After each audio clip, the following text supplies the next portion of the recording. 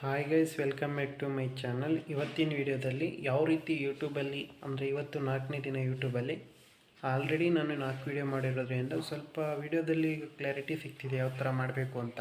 ಇನ್ನೂ ಸಿಕ್ಕಿಲ್ಲ, ಬಟ್ ಮುಂದೆ ಗೊತ್ತಾಗುತ್ತಲ್ಲ, ಅದಕ್ಕೋಸ್ಕರ ಯೂಟ್ಯೂಬಲ್ಲಿ ಮೊದಲನೇ ವೀಡಿಯೋ ಎರಡನೇ ವೀಡಿಯೋ ಸ್ವಲ್ಪ ನಮಗೆ ಕನ್ಫ್ಯೂಸ್ ಆಗುತ್ತೆ ಯಾವ ಥರ ವೀಡಿಯೋ ಮಾಡೋದು ಅಂತ.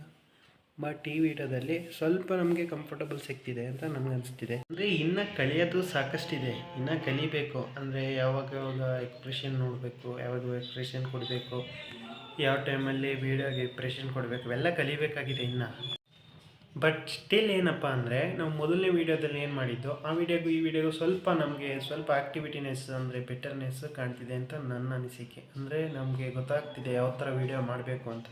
ಇನ್ನೂ ಗೊತ್ತಾಗ್ತಿಲ್ಲ, ನಾನು ಹೇಳೋದು ಏನಂದರೆ ಇನ್ನೂ ಗೊತ್ತಾಗ್ತಿಲ್ಲ, ಬಟ್ ಏನಂದರೆ ಇಂಪ್ರೂವ್ಮೆಂಟ್ ಕಾಣ್ತಿದೆ ಅಂತ ನಾನು ಹೇಳೋಕ್ಕೆ ಇಷ್ಟಪಡ್ತೀನಿ. ಇನ್ನು ವೀಡಿಯೋ ಆ್ಯಂಗಲ್ ಕಲಿಬೇಕು, ಬೆಟರ್ ಸ್ಕಿಲ್ ಕಲಿಬೇಕು, ಯಾವಾಗ ವೀಡಿಯೋ ಗ್ರೋತ್ ಆಗೋದನ್ನು ಕಲಿಬೇಕು, ವೀಡಿಯೋ ಆ್ಯಂಗಲ್ ಯಾವಾಗ ಇಟ್ಕೋಬೇಕು, ಯಾವಾಗ ಎಕ್ಸ್ಪ್ರೆಷನ್ ಕೊಡಬೇಕು, ಅವೆಲ್ಲ ಕಲಿಬೇಕಿನ್ನು. ಮೋರ್ ಇಂಪಾರ್ಟೆಂಟ್ ಏನಪ್ಪ ಅಂದರೆ ನಾವು ಎಡಿಟ್ ಮಾಡೋದನ್ನ ಕಲ್ತ್ಕೊಬೇಕು. ನಾನು ಎಡಿಟ್ ಮಾಡ್ದೇ ಸುಮ್ಮನೆ ವೀಡಿಯೋ ಹಾಕ್ಬಿಟ್ಟು ಬಿಡ್ತಿದ್ದೀನಿ. ಬಟ್ ಏನಪ್ಪ ಅಂದರೆ ಎಡಿಟ್ ಮಾಡೋದಕ್ಕೆ ಸ್ವಲ್ಪ ಸಮಯ ತಗೊಳುತ್ತೆ. ಅಲ್ಲಿವರೆಗೂ ಈ ಥರ ವೀಡಿಯೋ ಮಾಡ್ಕೊಂಡು ಹೋಗೋಣ, ಓಕೆನಾ? ಎಡಿಟ್ ಮಾಡೋದನ್ನ ಕಲ್ತ್ಕೊಂಡ್ಬಿಟ್ರೆ ಆಲ್ಮೋಸ್ಟ್ ಒಂದು 70% ನಾವು ಕಲ್ತಾಗಿ ಆಗುತ್ತೆ ಫ್ರೆಂಡ್. ಇವತ್ತಿನ ವೀಡಿಯೋ ಇಷ್ಟಾಗಿರುತ್ತೆ ಫ್ರೆಂಡ್. ವೀಡಿಯೋ ಇಷ್ಟಾಗಿದ್ದರೆ ಮಾತ್ರ ಸಬ್ಸ್ಕ್ರೈಬ್ ಮಾಡ್ಕೊಳ್ಳಿ. ಓಕೆ ಫ್ರೆಂಡ್, ಬಾಯ್.